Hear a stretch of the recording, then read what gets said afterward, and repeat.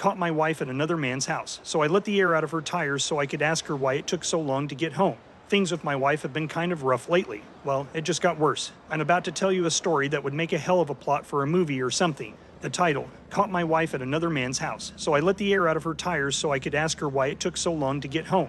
Yeah, you read that right. Let me give you the whole rundown. It all started when I was out running errands the other day. I'm driving along, minding my own business when, lo and behold, I spot my wife's car parked outside of some dude's house. Now, I didn't want to jump to conclusions, but we've been having our issues, and my gut was telling me something wasn't right. You know how you get that feeling, like something's just off. I had that feeling, so I pulled over and I tried calling her. No answer. I tried again. Still no answer. This was getting really suspicious now. I couldn't shake the feeling that something was up, and I knew I had to do something about it. So that's when I came up with the plan. I got out of my car, walked up to her car, and let the air out of her tires. I know it sounds crazy, but hear me out. I figured if she had to deal with that inconvenience, it would take her a while to get home, right? And that would give me enough time to confront her about why she was at this guy's house, and why it took her so long to get back. I wasn't going to just let her walk all over me, you know. So I did the deed, and then I went home and waited, and waited, and waited some more. It took her hours to finally get back, which only fueled my suspicions even more. I knew I had to play it cool, though.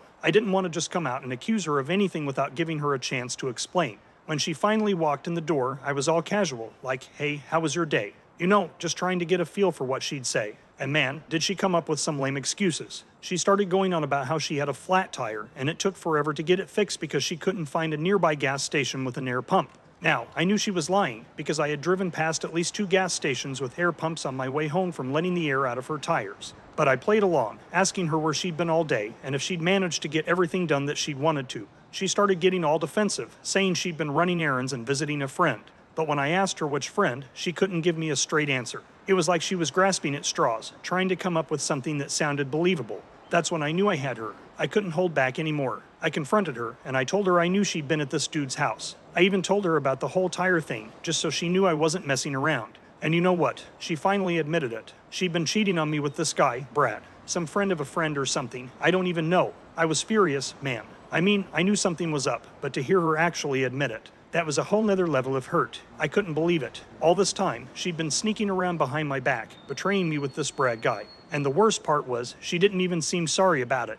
It was like she was more upset about getting caught than actually feeling guilty about what she'd done. We had a huge blowout argument that night. I won't get into all the nitty-gritty details, but let's just say it was the kind of fight you wouldn't wish on your worst enemy. We yelled, we cried, and we both said things we probably shouldn't have. But in the end, it was clear that there was no coming back from this. Our marriage was over. I know it sounds crazy, but I think letting the air out of her tires was the best thing I could have done. If I hadn't done that, who knows how long it would have taken me to find out the truth. At least now I can start the process of healing and moving on with my life. It's going to be hard, but I know I'll come out stronger on the other side. So yeah, I'm filing for divorce. I've already talked to a lawyer, and we're getting the ball rolling. It's not going to be easy, and I know it's going to be a long, drawn-out process, but I just can't stay with her after everything she's done. I deserve better than that, man. We all do. So there you have it. That's the story of how I caught my wife at another man's house and let the air out of her tires so I could ask her why it took her so long to get home.